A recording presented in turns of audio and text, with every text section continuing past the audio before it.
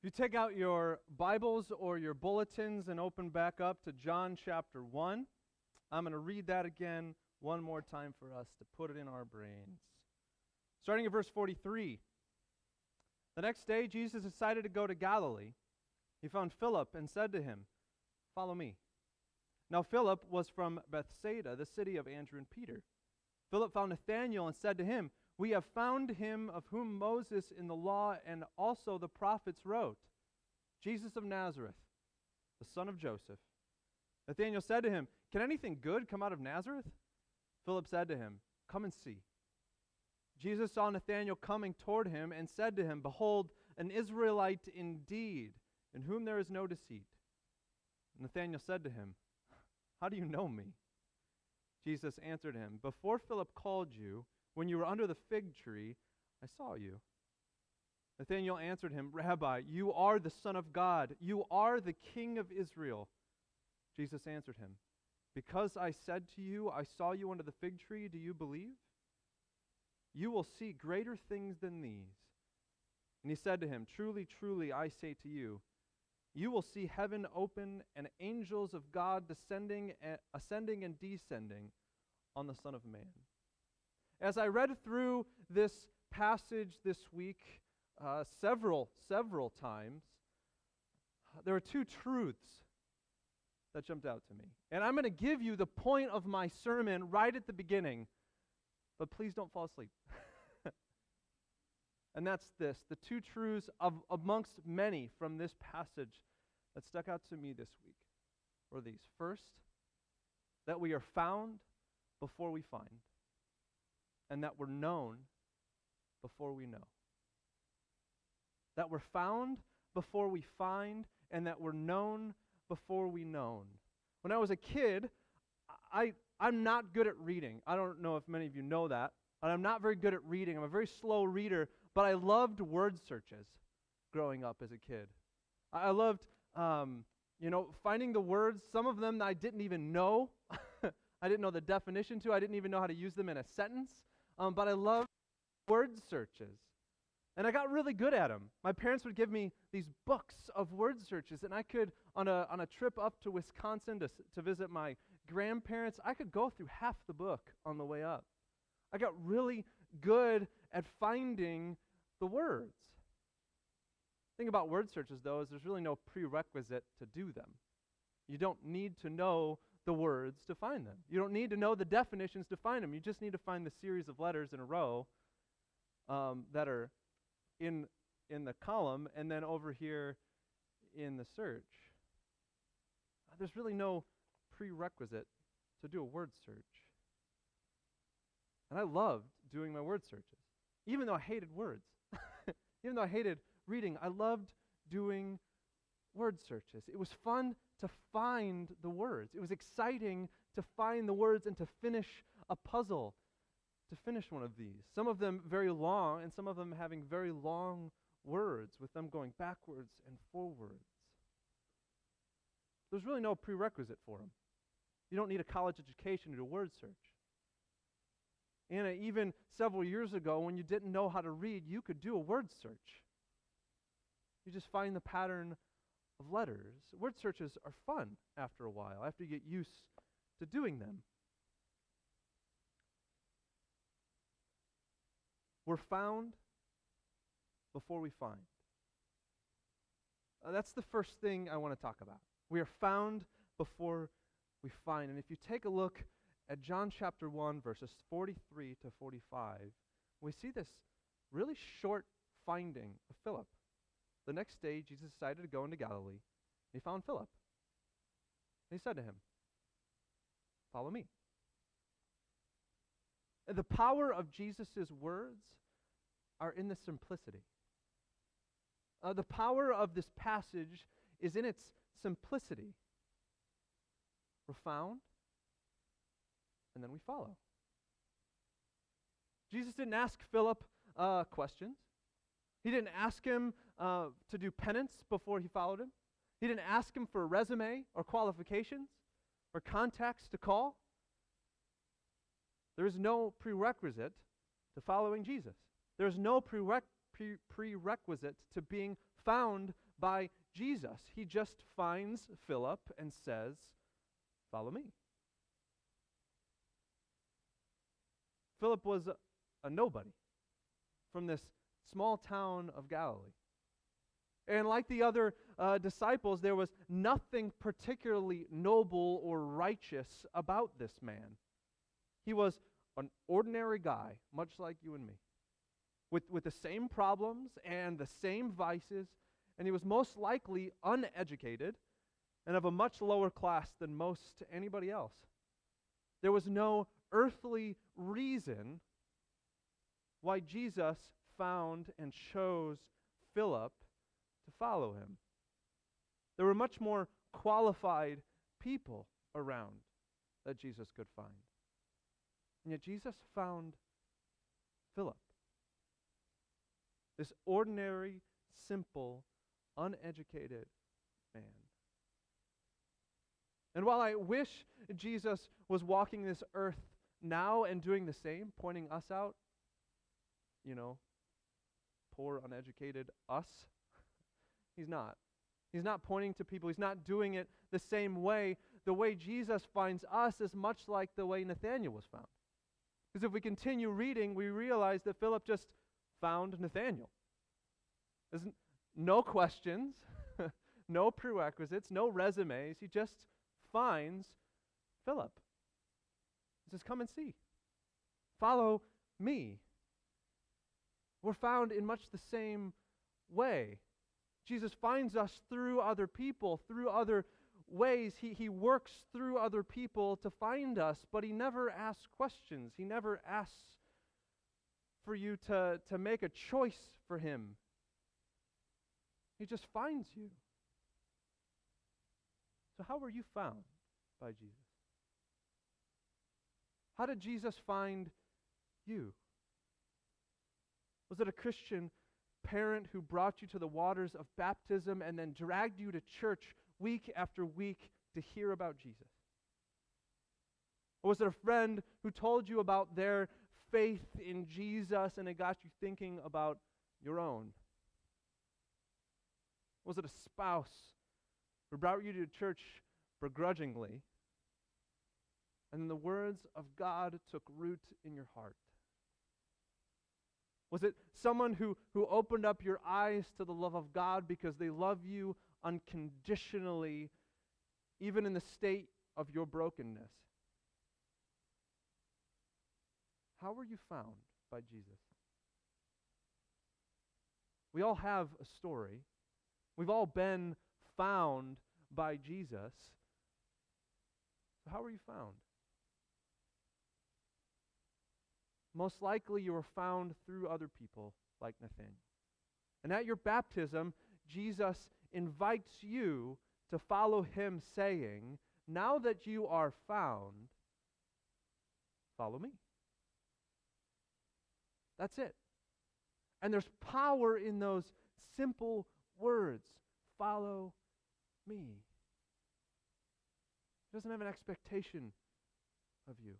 He doesn't have a standard that you have to reach in order to follow him, or a certain level of education in order to follow him. He just says, "Follow me." And Jesus invited Philip, he invited Nathanael, and he invites us to follow him. And then over the course of Jesus' ministry, he shows us what that means and looks like as he cared for and loved the people around him, by feeding them, by spending time with them, by getting to know them and listening to their hopes and their dreams and their fears and their sorrows. And at times taking opportunities to share that truth. Taking that opportunity for us to share that truth. Jesus shows us how to follow him. Just by caring and loving people. Somehow, though, once Jesus finds us, once he's found you, once he's asked us and invited us to follow him, we tend to place prerequisites on following him ourselves. He doesn't, we do. We put the prerequisites on it. We tell ourselves, "Oh, well, I just don't know enough about Jesus yet to follow him quite right. I haven't read my Bible. I don't know my Bible enough to follow him yet. I need to study my Bible a little more. Or if I were better situated financially, then I could really do good in the world, and I could really help people, and I could really feed people and care for people. So I have to put off following Jesus till I've found that career that really helps me help other people. Or if only I lived a better life, then I could really be an example for other people if I only was better. I need to get better first before I follow him. Now, if only I had more time. I work so much. I have to take care of my family. I have no time to follow Jesus right now. I need more time, and then I'll follow you, Jesus. We're really good at coming up with excuses to not follow Jesus. We're really good at coming up with ways that disqualify us from following him. Almost as if we have to find Jesus first before we can actually follow him, even though he's already found us. But today, remember the words of Jesus. Remember the simplicity of Jesus' words. He found Philip and he said, "Follow me." He doesn't ask questions. He doesn't ask for penance or apologies. He doesn't ask to check for qualifications or resumes. There is no prerequisite to following Jesus. He just says, "Follow me." He never asks Philip or you or me to do more than we can at any given time. He doesn't ask you to go above and beyond your means. He just says, "You are found. Now follow me." In the ways that Jesus did, in the ways that he did, listening and talking and caring and feeding and loving other people, having conversations with them, listening to them. It's that simple. The simplicity of what Jesus is asking to do follows these simple words of Jesus. We're found, and then we follow. And that's one of the most beautiful things about the message of Jesus. That we have a God who actively pursues each of us, and actively pursues each person in the world equally and finds them where they are. He's not just waiting up in the sky to see if we find him first. No, he is here right now pursuing us and everyone. He's actively involved in the world. The good news of Jesus declares that he is the one finding, and ultimately he's the one saving. That's not on us to do. We're just asked to follow while he's doing it. You are found before you find. The other truth of John 1 is that you're known before you know. There's a funny thing that happens when I go shopping with my dad at grocery stores in St. Louis. Without a doubt, at this grocery store called Schnucks, we run into somebody that knows him. We run into somebody that knows him, and of course my dad has had many, many students over the 40 years that he's taught, and most of the time he has no idea who they are. Absolutely no idea. And he asked the same question that Nathaniel asked. How do you know me? How do you know me? That's happened once before as I did a show. I had a small part in a show, and someone came up to me in a store and said, "Hey, I saw you in the show." And I'm like, "How the heck do you know me?" Does that happen to you? Have somebody ever come up to you and said, "Oh, hey, Bart, how's it going?" How do you know me? Even if you're good at names, there are those people that know us that we just don't really remember. And while there's something very awkward about that interaction, not knowing someone's name, not knowing how you know them or they know you, there's also something kind of exciting about it. That there's somebody out there who knows you. There's somebody out there who knows you even if you don't know them. What do people know you for? What do people know about you? Is it your cooking? People know you for your cooking? Do people know you for a certain talent? Sewing or woodworking or dancing? Are you known as being a Christian in your workplace? What are you known for? How do people know you? We all want that feeling. We all want to be known for something. Why? Because everybody wants to leave their mark. We all want to leave our mark. We want families to remember us. We want friends to remember us. We want communities. We want the world to remember us. Being known means that you've made an impact in someone else's life. And it gives you a sense of importance, doesn't it? It gives you a sense of importance, being known by somebody. That you're important, that you've made an impact on their life. Verse 49, Nathanael asks a question that we've all asked. How do you know me? And I wonder what Nathanael was feeling when he asked that question. I wonder what he was feeling in that situation. Like, I'm just a guy from a small town in the middle of nowhere. How do you know me? I'm literally a nobody. People pass me on the street all the time, and I just blur into the background. I haven't done anything extraordinary. And I haven't done anything worth noting. How do you know me? I imagine those to be Nathanael's thoughts. As Jesus says, I saw you before Philip called you sitting under a fig tree. Jesus knew Nathanael. Long before that, though. And he knew you and me long before we came to the font and were baptized. If you open up your Bibles to Psalm chapter 39, that is on page 521. As we ask God the same question, how do you know me? He gives us a clear answer in Psalm 139, starting in verse 1. O Lord, you have searched me and you know me.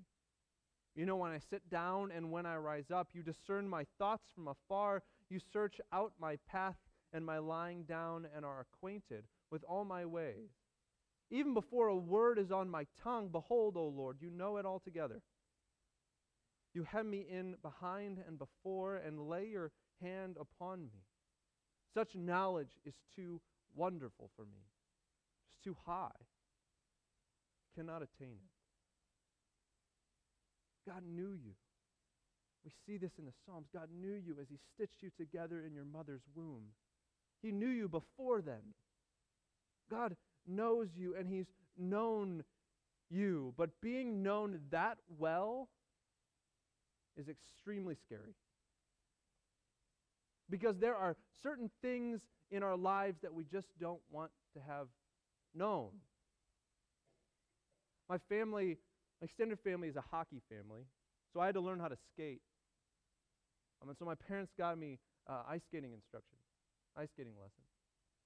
When I came to the first lesson, though, I realized it wasn't ice skating lessons, it was figure skating lessons.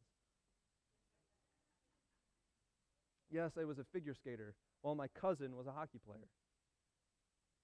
And my parents have this extremely embarrassing photo of me. My mom purchased this white sweatpants and a white top and a white hat, top hat, and glued different colors of green dots all over it.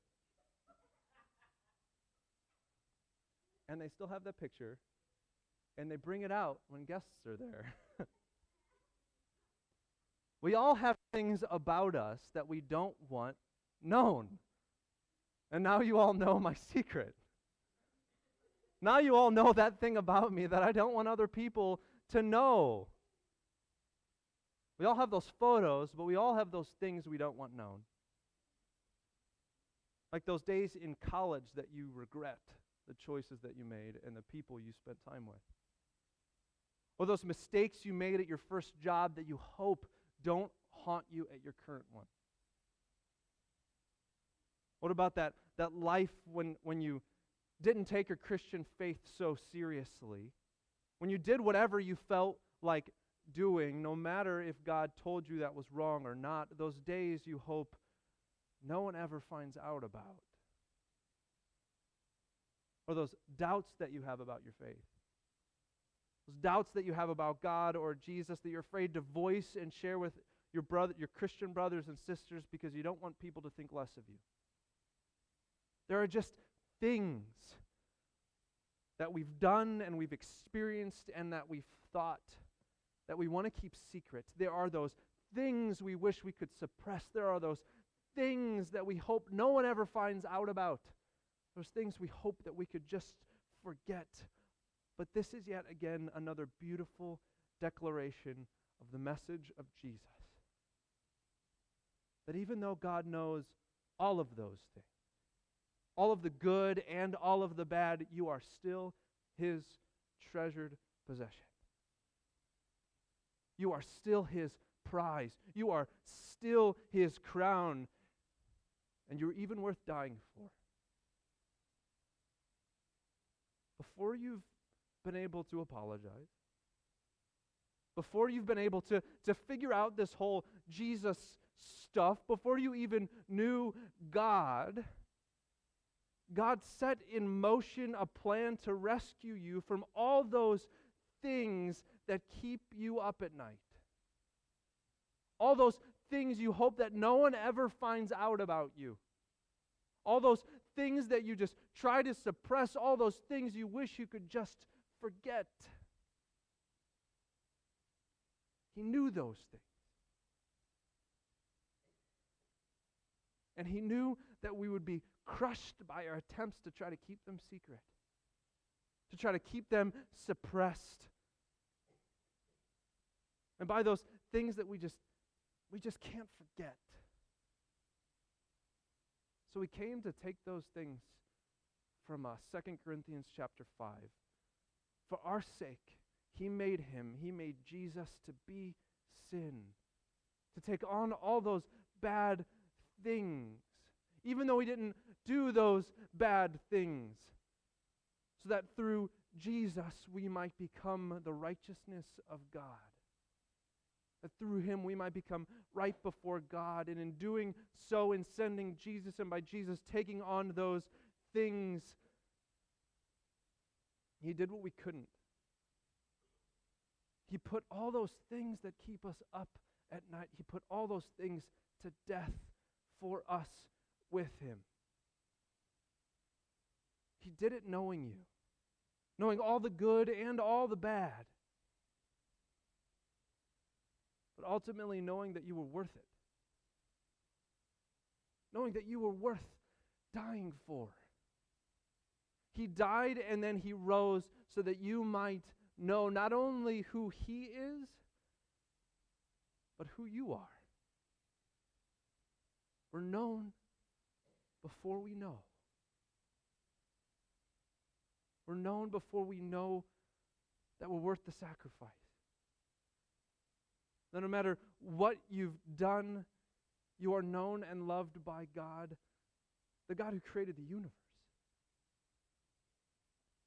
Being found and being known are the two beautiful realities of the gospel message of Jesus. It is in those truths of the gospel that you are given worth and you are given purpose beyond anything you can achieve in this world or know in this world. And it's from those true truths that we are led by Jesus to love the people of the world, to love the people around us. And like Philip, in being found and being known, we are led to find others who are also known by God, but who do not yet know Him. And I want to point this out, one beautiful reality that I kept coming up to me amongst many, is Jesus' words to Nathanael. Before Philip called you, I saw you. Before Philip called you, I saw you. And it's the same for us. As we go out into the world as followers of Jesus, doing what He's called us to do, and we open up our eyes to see other people around us, we see people who are known by God already, who God is already working on, who God is already working to find and bring to Himself. Today's reminder is that you're known and that you're found, and that we get to follow Jesus into the world to help Him find those people, to make known to them the God that knows them. You are found and you are known. This is the glorious message of Jesus that we get to share with the world. And as Philip, we invite others to come and see. Come and be found. Come and be known.